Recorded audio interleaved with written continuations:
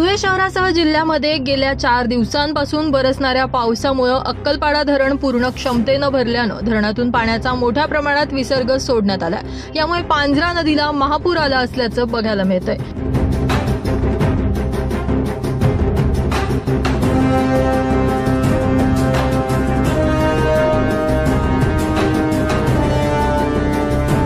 धुळे शहरातील पांझरा नदीवर असलेले 5 पैकी 4 पूल पाण्याखाली गेल्याचं बघायला मिळतंय। केवळ मोठ्या पुलावर देवपूर भागातील नागरिकांची मदार असल्यानं मोठ्या पुलावर वाहतुकीसाठी नागरिकांची गर्दी होतीये। यामुळे या ठिकाणी वाहतूक कोंडीचा देखील सामना करावा लागतोय। मोठ्या पुलावर वाहतूक कोंडी होऊ नये यासाठी शहर वाहतूक शाखेच्या वतीनं युद्ध पातळीवर प्रयत्न केले जातात। नागरिकांनी मोठ्या पुलासह इतर पर्यायी मार्गांचा वापर करण्याचं आवाहन शहर वाहतूक शाखेचे सहाय्यक पोलीस निरीक्षक भूषण कोते यांनी केलंय। नमस्कार, मी एपीआय भूषण कोते, शहर वाहतूक शाखा धुळे। मागील 2-4 दिवसात मोठ्या प्रमाणात पाऊस झाल्यामुळे अक्कलपाडा धरण आणि त्या परिसरातील जे पाणी आहे ते ओव्हरफ्लो झाल्यामुळे सदरचे पाणी मोठ्या प्रमाणात जलसाठा हा सोडण्यात आलेला आहे पांझरा नदीद्वारे।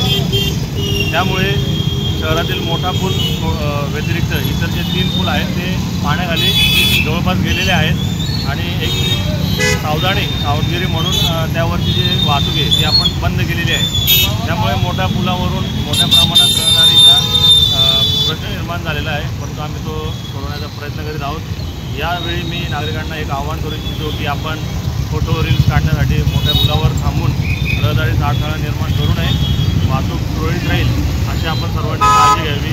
आणि जे शालेय विद्यार्थी आहेत त्यांच्या पालकांनी देखील आपले जे मुलं आहेत ते रहदारीत अडकणार नाही याची काळजी घ्यावी, इतर मार्गांचा आपण वापर करावा अशी मी यावेळी आपल्याला सगळ्यांना आवाहन करतो।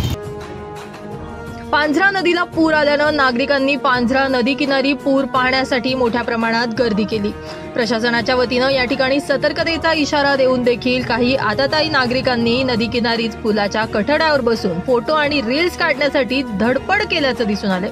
मात्र अशा फोटो आणि रील्स काढणाऱ्यांच्या नादात त्यांच्या जीविताला धोका निर्माण होऊ शकतो, ही खबरदारी फोटो आणि रील्स काढणाऱ्यांनी बाळगणं गरजेचं आहे। पांझरा नदीवरील मोगलाई, गणपती पूल, फरशी पूल, छोटा पूल हे 4 पूल पाण्याखाली गेल्यानं प्रशासनानं या ठिकाणी सकाळपासूनच वाहतूक बंद केली आहे। पांझरा नदीपात्राच्या पाण्यामध्ये सातत्यानं वाढ होतीये। दुपारनंतर नदीपात्रात आणखी विसर्ग सोडला जाणार असल्याची माहिती देखील प्रशासनाकडून देण्यात आली आहे। मात्र नदी किनारी नागरिकांनी सतर्कता बाळगून काळजी घ्यावी असं आवाहन माझा महाराष्ट्र न्यूजच्या वतीनं आम्ही आपणास करत आहोत।